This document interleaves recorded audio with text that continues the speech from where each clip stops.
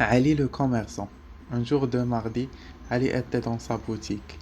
D'abord, il nettoya les vitres et le sol du magasin. Ensuite, il prit son roman et continua la lecture.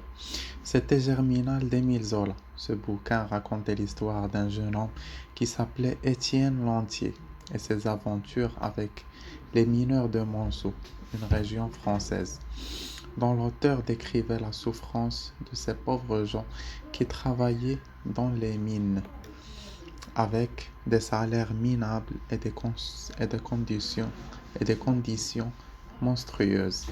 Étienne aimait Catherine, la fille d'un mineur, mais cette dernière était la maîtresse d'un jeune homme qui s'appelait Chaval, un garçon têtu et antipathique.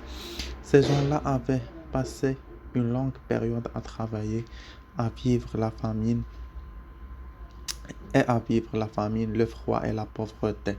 Ali aimait la façon dont Zola présenta le roman, discutant des faits purement sociaux et réalistes. Alors que ces sujets nécessitent un vaste savoir et une grande documentation, sans oublier le grand besoin de les discuter afin d'en trouver des solutions concrètes. Lorsque Ali comparait ses approches sociales avec la situation par rapport à son pays actuel, il releva plusieurs différences. Contrairement à cette époque, les mines de charbon ont cessé d'exister. L'alimentation ne pose plus de problème, même pour les simples gens, car tout est disponible grâce à la politique agricole réussie des gouvernements. Le froid, lui aussi, a été pris en compte par les appareils de chauffage et la disponibilité des habits et des couvertures à bas prix.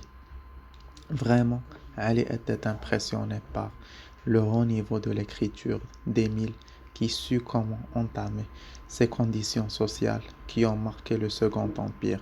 Il nota même la différence de l'écriture classique et contemporaine, l'une avec sa simplicité et sa langue perfectionnée, et l'autre avec sa modernité et sa spécificité linguistique.